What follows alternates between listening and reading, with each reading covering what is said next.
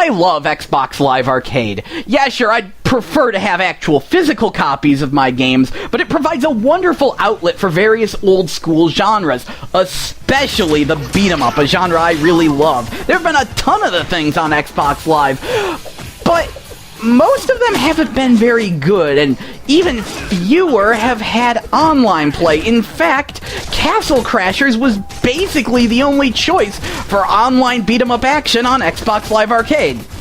That is, until a few weeks ago, when we went from a drought of the things to a freaking flood!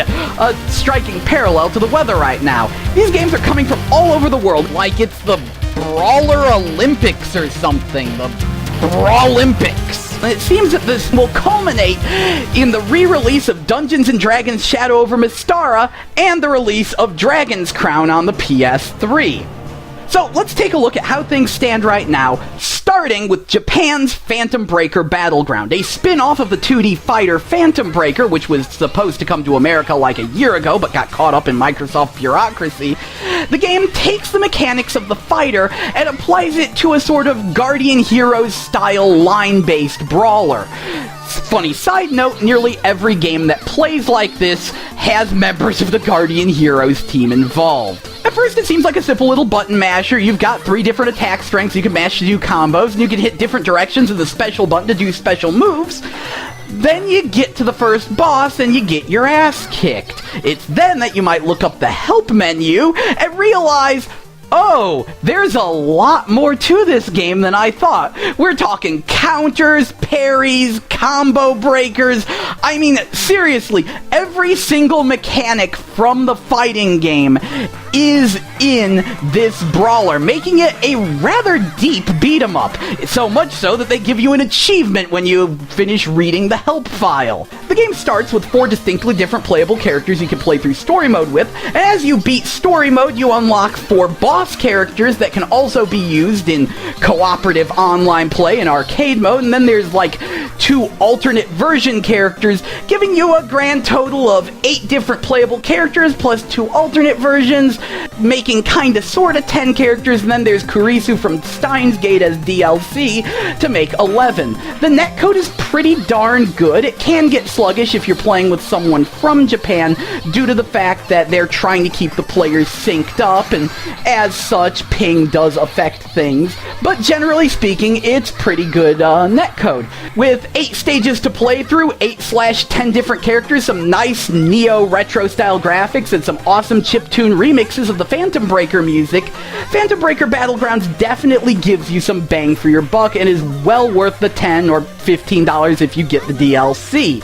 Having said that, it's not flawless. My biggest complaint would have to be the level up system. You see, after you beat the first stage, you quote-unquote lose your power, suddenly locking a bunch of your abilities, which then subsequently have to be unlocked. Unlike most skill systems, though, this doesn't allow you to customize your character or anything. It's just forcing you to unlock things you were previously able to do, which feels kinda cheap and forced. My second complaint is that in the Versus mode, it uses the levels from the other modes, and there's no option to turn that off and make all the players the same level, leading to some massive imbalances. A darn shame, because the Versus mode is an absolute blast. And the last 2 stages of the game feel kinda lame compared to the rest of them. Still, it's a darn good game, well worth the money, and honestly one of my favorite entries in the Guardian Heroes style line-based brawler genre. As such, I give it a 4.3 out of 5 and definitely recommend it. However, that exact same week, it seems, India finally finished the online patch for the Canadian-Chinese co-produced Scott Pilgrim vs. the World brawler. I haven't played too much of it, but I can safely say the netcode is good, so if you're not completely sick of this game by now, I do recommend picking it up, if you don't mind paying an extra $5 just for the ability to play online. Oh, and while I wasn't looking, it seems they patched the netcode in Guardian Heroes, so that's actually good now, too. Oh, sure, make a liar out of me, why don't you? Regardless, it's great that it works well now. Moving on, this brings us to South Korea's Double Dragon 2, Wander of the Dragons, which everyone is screaming, why isn't this Double Dragon Neon? Double Dragon Neon was so good, why can't this be as good? The answer? Because the game is 3 years old, actually predating Double Dragon Neon. Yeah, the game was actually finished back in 2011, made by Brawlympics, the company that made Dragonica Online. However, Brawlympics went out of business before the game could be released. Their assets were then bought by Gravity, the people who made Ragnarok Online. They've spent some time cleaning up the game, and now, 3 years later, it actually gets released. The game doesn't have any online play, the graphics look awful, the frame rate is choppy, the controls are kinda gummy, not to mention there's some forced attempts to make things more dynamic that usually backfire and are really annoying. But Wander of the Dragon's biggest flaw is that despite a lengthy English tutorial, basic is best way to master of your skill.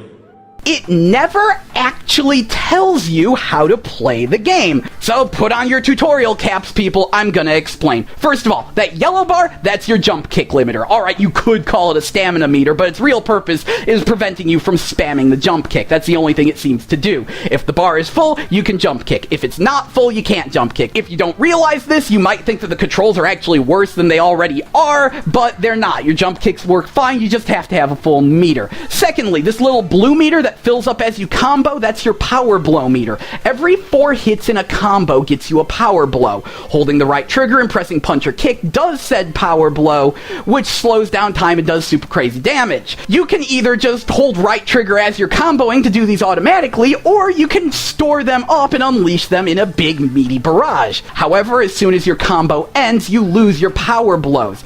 Also, left and right bumper are used to do your back elbow attack, which can sometimes hit people in front of you. It's a little weird how the game decides to work its targeting, I admit. Last but most certainly not least is special moves. You see, there's these special move orbs that you can collect as you play through the game. Every time you get one, it gives you a stock of special moves, but it never really tells you how many specials you have available. Once you run out of specials, doing combos will recharge your specials, and you can have a stash of some certain number of them, but again, the game never really tells you how many specials you have. Definitely a big screw up on their part. Having said that, you're not supposed to use the specials because that gets you the bad ending, but the specials are more fun than any bad endings anyway. The point is, the real goal of the game is to keep a combo chain going. Pay attention, don't get hit, smack enemies around. This is why there's actually a achievement for doing 1 hit for every 100 you receive. It really pays attention to the hit ratios of you and the opponents. That's the real core of the game. Also, I do like the music in this game. I think it's pretty neat. I really like it. It was almost the entire reason I picked it up. And I like the fact that it's respectful to the source material. I do appreciate that. Having said that, while I enjoyed the game, it's rough. Again, the graphics are bad, the frame rate is choppy, it doesn't really explain to you how things work, and the controls aren't quite as tight as they really should be. As such, the best I can give it is a 2.8 out of 5. It's not particularly good, but there will be people who will enjoy it if you like that kind of almost unfair but not quite sort of challenge. It does feel like a Double Dragon game, and I do like it, but it's rough. Oh, is it rough. This brings us to the last game on the list, so far anyway, Sweden's Sacred Citadel, a spin-off of the Sacred series of Diablo clones, not that you'd be able to tell from its brightly colored cartoonish presentation.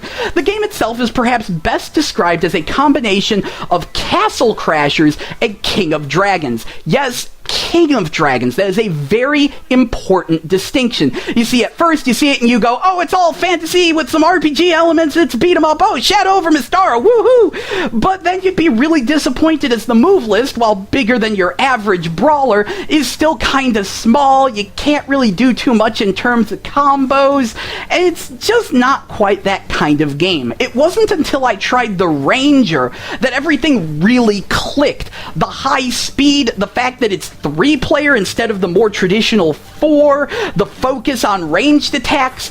This is King of Dragons, and as such, it's actually kind of unique. It's far from a mindless button masher, but as I said, the focus is not on doing combos and juggles and crazy crap like that, but instead on dealing with large swarms of opponents at high speed. Speed is really the name of the game here, more than doing any sort of particular moves. I can safely say the netcode on this game is absolutely phenomenal. It doesn't care too much about keeping players synced up. It tries, but should players get desynced, it just teleports them. As such, I was actually able to play with someone in Japan with no noticeable lag, and the worst thing that's going to happen is like the camera freaking out as one of the characters teleports from one side of the screen to the other. But if that's the worst that happens in moments of extreme lag, that's pretty darn good. Having said that, I do have some complaints. First of all, only one player can play each class. So if you say main the shaman like I do and you get into a game and someone else is already using the shaman, you can't use the shaman. You either have to pick a different character or find a different game. And I find that to be kind of BS, considering the characters are generic classes, they don't have any backstory. They should really allow us to have multiple of the same class. Secondly, once again, I butt heads with the level up system. As you level up, you unlock new moves. Alright, that isn't that surprising, but the move list isn't quite big enough to accommodate this, and most importantly, you don't unlock the moves that really make your character different from all the other classes until you hit like level 15 and level 22. Seriously, again, I'm playing the shaman, which is the buffing class. It raises other players' strength. You don't get that skill till like level 12 or 15 or something. You have to get a ways into the game before you get that. That really should have been unlocked from the start, let's be honest. Oh, while the 20 levels in the game are definitely enough content-wise to justify the price, unfortunately the lack of difficulty levels hurts it longevity-wise. You see, you max out at level 40, and you can get there basically just by playing through the game. It's really easy to twink characters, just having someone higher level drag you through some of the later stages. And once you hit level 30, nothing's even really a challenge to you anymore. Also, as some people have pointed out, the basic X button combo actually stun locks enemies, which is effective throughout the game, but can be trickier to pull off at later stages. It's the slowest way to beat enemies, and there's sort of some time challenges, which you would clearly lose with this. Again, speed is the name of the game, so if you're doing it like this, it really doesn't work out as great as you'd think it would, not to mention it's boring. But this is yet another reason why it would have been really nice to have more difficulty levels. If anything hurts my recommendation of the game, it's the fact that once you hit level 30 with a character, there's really no reason to play it anymore, because now you're the king of the fucking game. And lastly, I do raise an eyebrow at the Day 1 DLC. Let's be real here, there's 20 stages total in the game from the start. That is plenty to justify the $15 price tag, but it seems pretty obvious that the DLC was stages cut from the game in order to make DLC that they could charge another $5 for, because charging $20 for an Xbox Live Arcade game seems kind of ludicrous, which is true, but I'm a little iffy. Really, I'm more concerned about if they can keep supporting this. If they can release more classes and stages in the future, I'm in. I just really hope that's possible.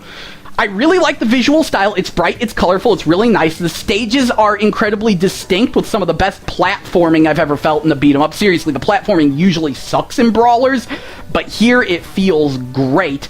And I love the music, even if they did steal the first stage theme from Golden Axe.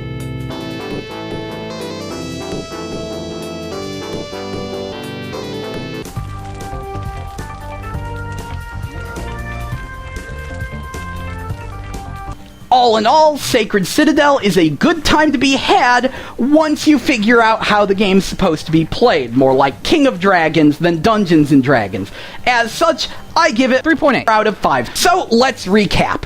Japan's Phantom Breaker Battleground comes in first because it's one of the best games in its respective genre. A good time to be had.